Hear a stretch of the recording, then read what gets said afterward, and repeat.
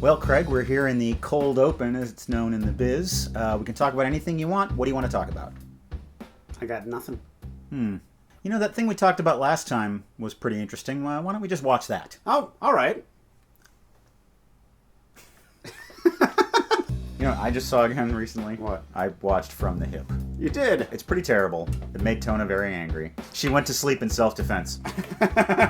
The music from that era is just awful. The 80s were a dreadful time for soundtracks. There's a lot of great movies, the music starts up, and you just kind of get embarrassed. Tootsie is one of the best comedies of all time, and there are moments where the music just comes at you. There should be director's cuts where they go back and redo music if it's bad, and sometimes it happens. Sometimes, like with an early movie of a director, they'll say, you know, we couldn't afford the song we wanted. I'm going to go back and put the song I wanted in it. But no one ever scraps the entire soundtrack. The 80s with their guitars, the 90s with their synthesizers, The 70s with their saxophones. Saxophones.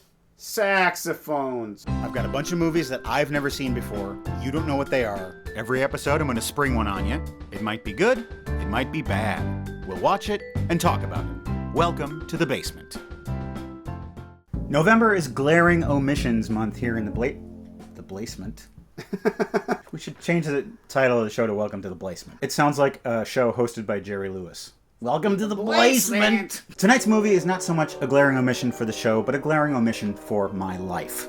I should have watched this movie years ago, but I never got around to it. As they say, you can never go back home. But fortunately for us, you can go back to the future. Part 2.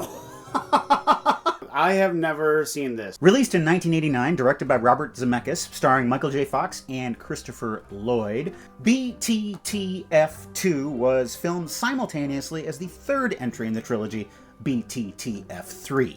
This is where I put you on the spot a little bit. I'm going to give you 30 seconds. I would like you to summarize Back to the Future. Go! Marty McFly is a boy in 1985. He has a kind of a loser family, and he's kind of a loser himself. He has friends with a scientist who accidentally sends him back to 1955. He accidentally meets his mother, and she falls in love with him, meaning that she can't meet her. She can't fall in love with the father. 10 seconds. But he makes it so that they do, and so he exists. You did that in 26 seconds, bravo! There we go. Crispin Glover did not reprise his role as George McFly in the sequel. He was replaced by actor Jeffrey Weissman, who wore prosthetics including a false chin, nose, and cheekbones to make him look like the character. Glover successfully sued Zemeckis and the film on the grounds that they neither owned his likeness nor had permission to use it, and he won. Good job, Crispin, you crazy drug-addled fool. This is back in the 80s. I imagine you're fine now. Special thanks goes out to Adam Koralik. You may know him as Fuhorbe from Beer and Board Games. He gave me this Back to the Future box set years ago, and I still haven't watched the movies. It's about time that this baby is getting put to bed. Or the second part of this 3-part baby. It takes a lot of speed to generate 1.21 gigawatts, activate the flux capacitor, and travel back in time. This is no DeLorean, but I think you'll find it's a real fast ride. It's a cosmic jet racer. Yeah, it's one of those balloon cars. I've never heard of such a thing. Blow up the balloon, and then you put it on the floor, and the balloon deflates. It's physics, man. This will lead to minutes of enjoyment for the entire family, I'm sure.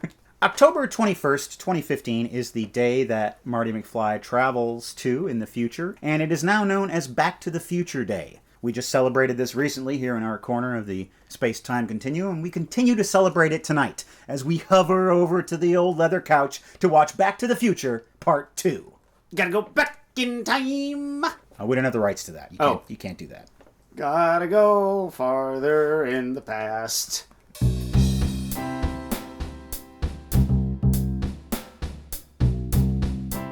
Earth, home of the future.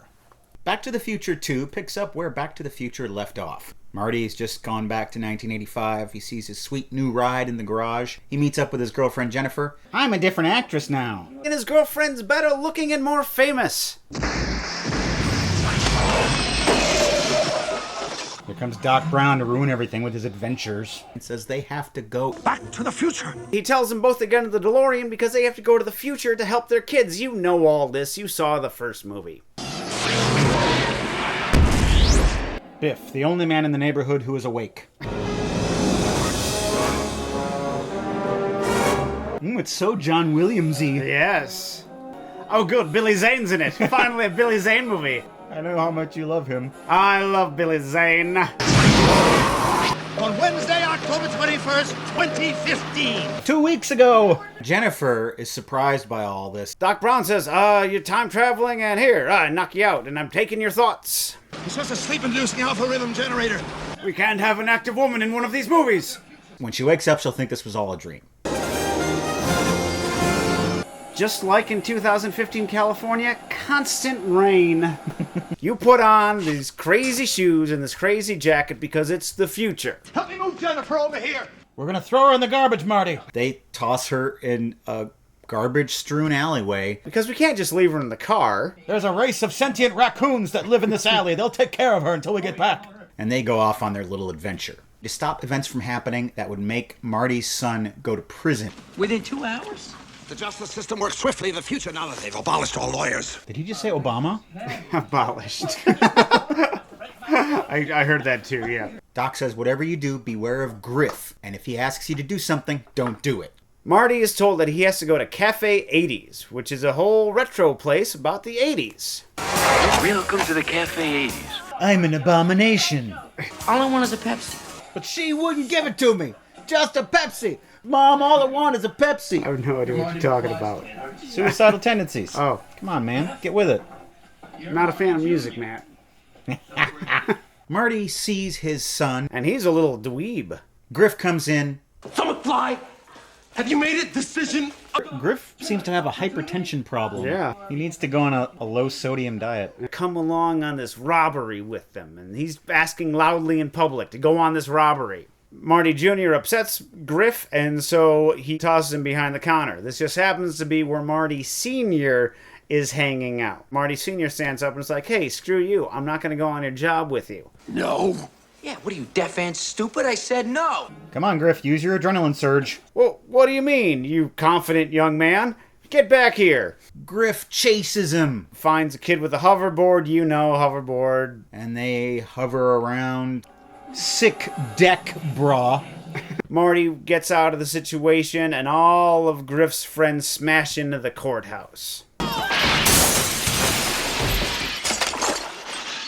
And this saved the day because Marty Jr. can't go on a robbery with Griff because Griff's already in jail. Therefore, your son won't go with him tonight, and that robbery will never take place. It's been a good movie, Marty. It was a little shorter than I expected. Drying mode on. Your jacket is now dry.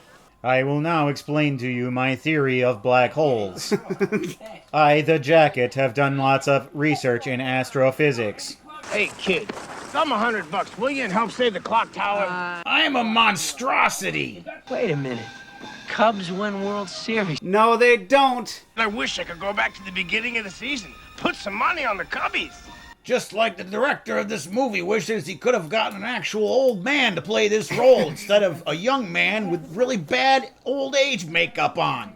What, kid, where are you going? I got some more things to say to you. He gets an idea. He's going to buy a sports almanac from that antique store. He's going to take it back to the past, and then he'll know the results of sporting events, and he can bet on them, and he can become rich. Doc Brown finds out about this and says, no way, Jose. This isn't what time travel is for. Time travel is for science and for understanding. It's not for getting rich. He throws the almanac away, but little does he know that old man Biff, that's right, Biff from the first movie, he knows that these guys are time travelers, and he knows what that almanac could do. Jennifer has been found by the cops. They trace her with her fingerprints back to where she lives. They left her unconscious in an alley.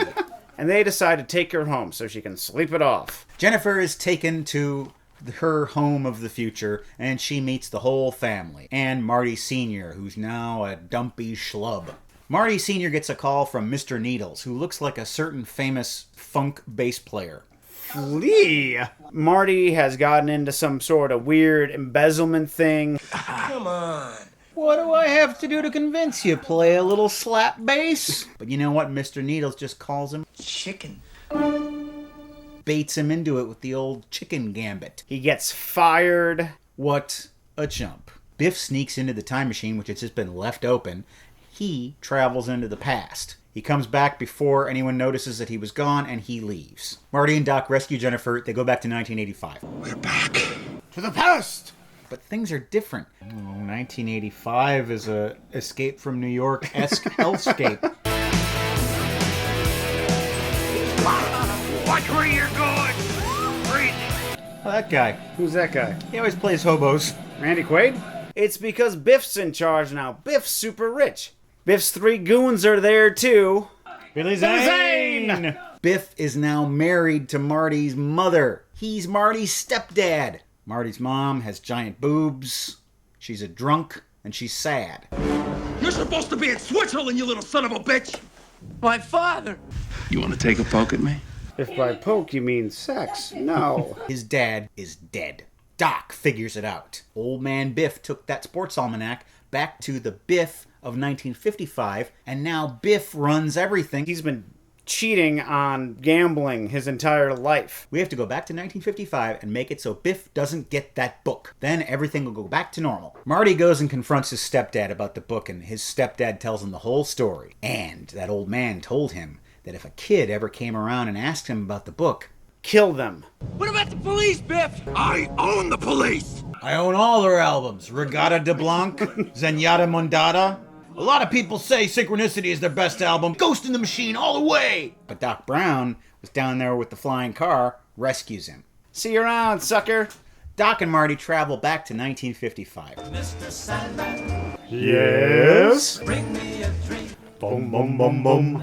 He hides in the backseat of Biff's car. He sees the meeting between old Biff and young Biff, All you gotta do is bet on the winner and you'll never lose. which is true without the book as well. Now why don't you make like a tree and get out of here? It's leave, you idiot! Make like a tree and leave! You sound like a damn fool when you say it wrong! All right then! Biff is going to the dance. You know, the one where all the things happen. Doc! Marty! Marty, all I can hear is Papa loves Mambo. I don't understand.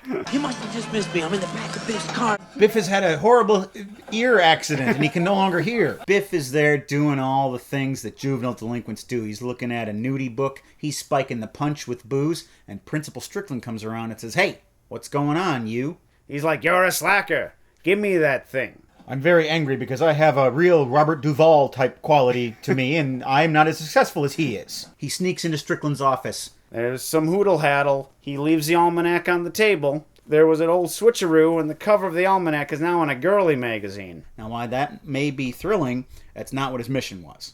But he looks out the window and he sees that his dad is about to punch Biff out. Marty gets the almanac back. But Biff's goons see his other version, and now that he's been seen by the goons, he's changed events. The goons are going to stop the Marty who traveled there before from getting to where he was going to go. So now the new Marty has to prevent the goons from doing that, so old Marty can fulfill the events that have already taken place. He does it with a little sandbag maneuver. Marty's confronted by Biff. You chicken! When did this happen? I don't remember this whole chicken thing. So stupid. Nobody calls me chicken. Biff gets the almanac back. Biff's in the car, the book's in the back seat. Marty still has that hoverboard.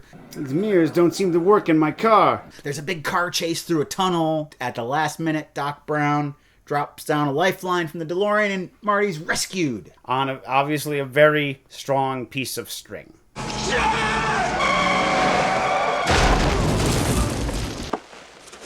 Bernard! That man had a dookie in his mouth. Yes. You got the book! You got it in my hand!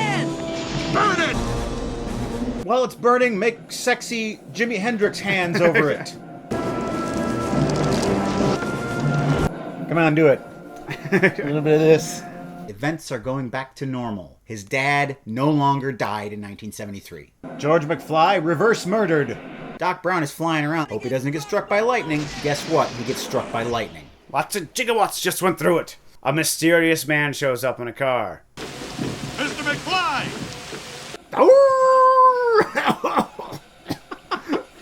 Is your name Marty McFly? Ooh, scary.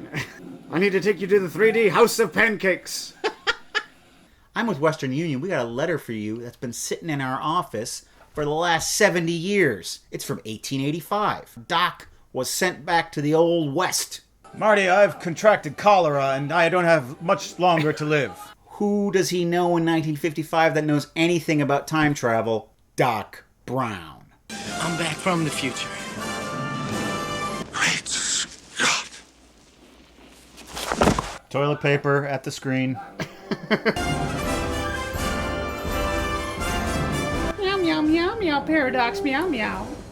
Back to the Future 2. We finally watched it. Back we went. What did you think? It's not half the movie of the first one, but it ended really, really well.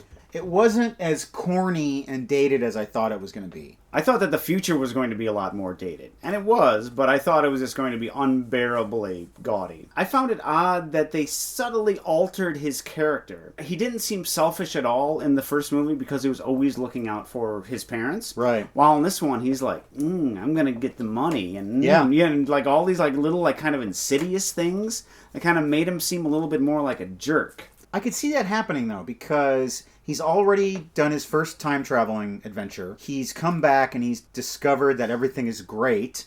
And so all that's going to start going to his head. And now he's in the future and he's seeing all these wonders. One could say that these life-altering events, gone unchecked, could turn Marty McFly into the villain that Biff Tannen is. Or more realistically, into the scumball that he is in the actual 2015 timeline. Marty McFly doesn't end up a happy man. He's more of a dupe and a schmuck than a scumball. He just seems miserable. He doesn't like to be called a chicken, man. Who Where does? did that come I from? know, that's the stupidest part of the movie. It's like, that happens in sitcoms on occasion where they need the character to do something, and so they say that there's this thing that they've always done. There's an episode of Friends where they just say, "Oh, Rachel, you're always such a gossip," and I was like, I've never heard Rachel gossip at all, but they needed her to be a gossip in this one episode. That's not like Rachel at all. No. I'm going to write about this in my journal.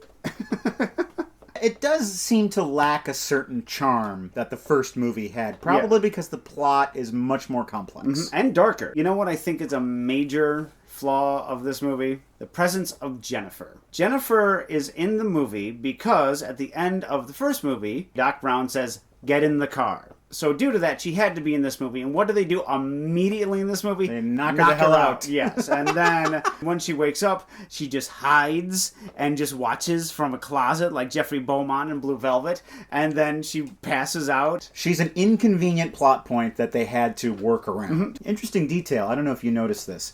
When Marty puts on the future jacket and the jacket adjusts to his body, Marty Jr. is walking around and he's got one really long sleeve. Yeah. So it's like he's got a phone and he doesn't know how to use the apps. I really like the Surf Vietnam poster. That was a nice little reference for the movie geeks. I thought the visual effects in this, they were very groundbreaking at the time. I think for the most part they hold up. You can see the seams, the split screening and the matting and things, but in general they're quite good. I could tell when something was fake, but I was all right with it. What are your memories of the first movie? I saw it in the theater in Beloit, Wisconsin, right when the movie ends and the DeLorean gets off the ground and it turns towards the camera and it swoops in. And you're like, yes! And it says, like, to be continued. And you're like, all right!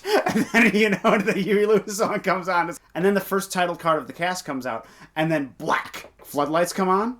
And there was a thunderstorm outside during the movie. Wow. So the power went out. If that lightning hit 2 minutes earlier, there would have been a riot. Wow. Because we were all like, what's gonna happen? Zemeckis, when he gets to the future, seems really bogged down by the technical things. He has so much frou-frou that it's kind of boring to watch the movie. Give us a vision of a future society, not just a bunch of blinking lights and gewgaws. And jokes about it's like, oh, this is the future, look at this. They have skateboards, but they're different. Ronald Reagan is your waiter. That is kind of the least intriguing part of the movie. Yeah. Because when you go to Dystopia 85, it's like, oh, that's cool. I mean, there's some vision here. And then back to the 50s, it's like, well, this is what we know and like. Yeah. Zemeckis, like Spielberg, shares a fascination with the 50s.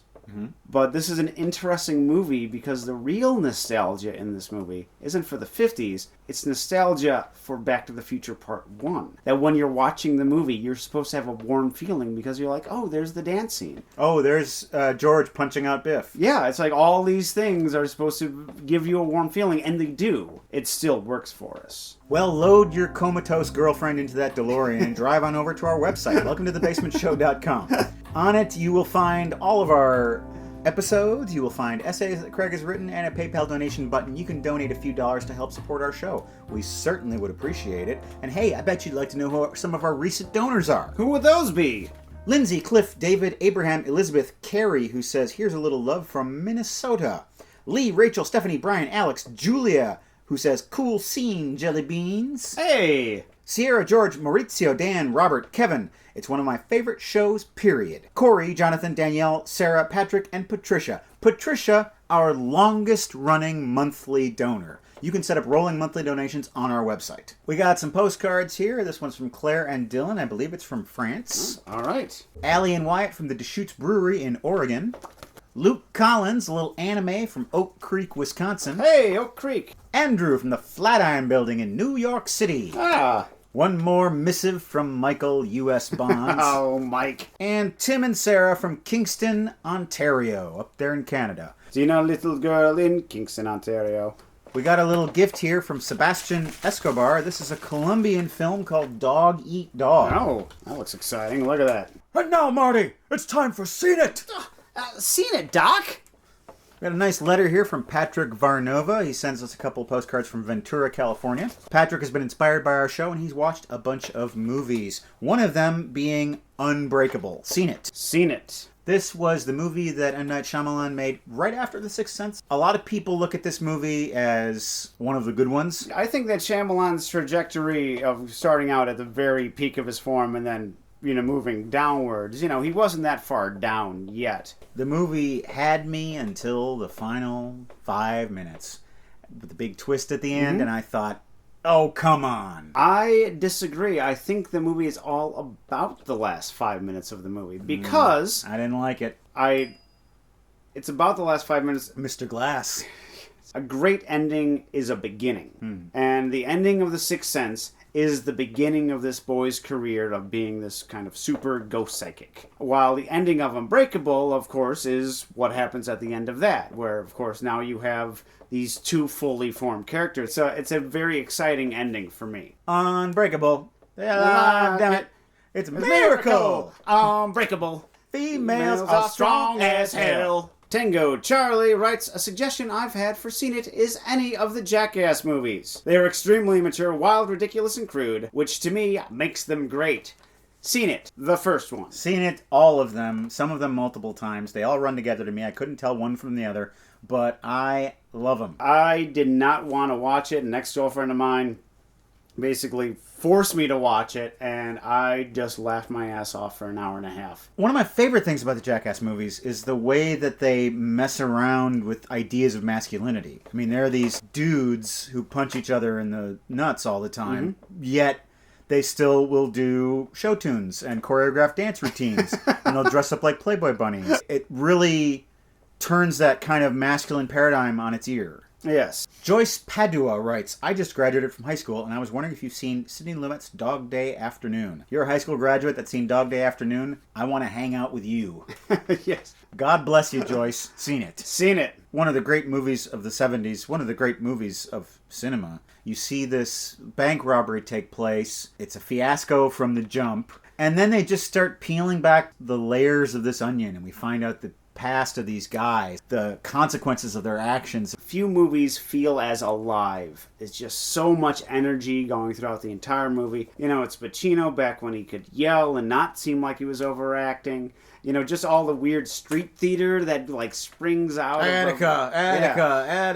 It's just intense top to bottom. I do think it drags a little bit in the third act, but it's necessary so That's the point. I mean, this thing is stretching way beyond what it's supposed to do. People inside are getting so bored that their boredom is superseding their fear. Tony Trout asks, Scen It? Orson Welles' The Stranger. Scen It. I have seen it. You love that movie, don't you? I think it's one of my favorite Orson Welles movies. Really? I liked it, but I found it a bit dopey at times. I think I built up your expectations of it too far because I was telling you how much I loved it, and so inevitably you're going to be disappointed. And I'm sorry for that. Oh, no, that's okay. The exact opposite happened to me. I discovered it. I didn't know it existed. I knew nothing about it, and I went into it, and I was just blown away. It's one of Orson Welles' great B movies. Tragically, he was forced to make far too many of these. But I just find it intriguing, and his performance is so electric.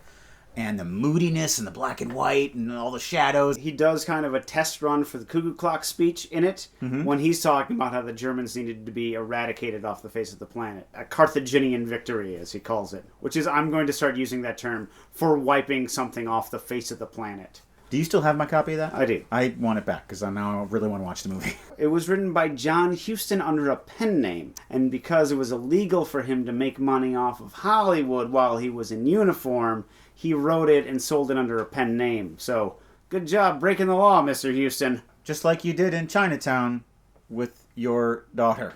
And with the water.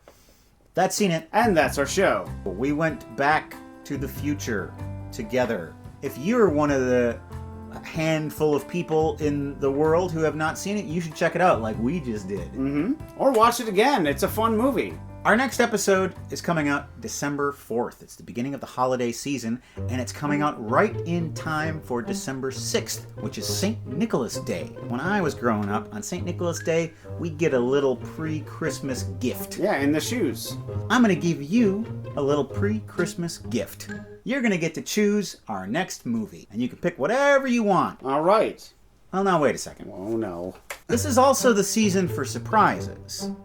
A gift isn't as fun if the person receiving it knows what it is. I think you need to make me a little Christmas list. Pick 4 or 5 movies that you haven't seen. I'm going to pick one in secret, and I'm going to surprise you with it. That's a fun challenge. And you can go to Facebook right now and see Craig's list and let us know which movie you think we should watch. Thanks for joining us here in the basement. We hope to see you next time. Good night. Good night.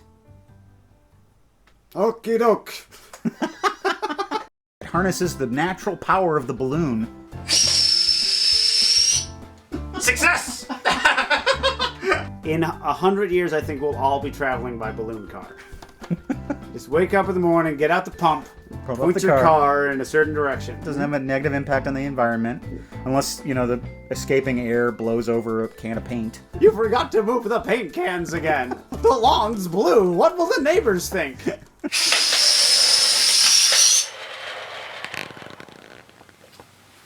Now why don't you make like a tree and get out of here?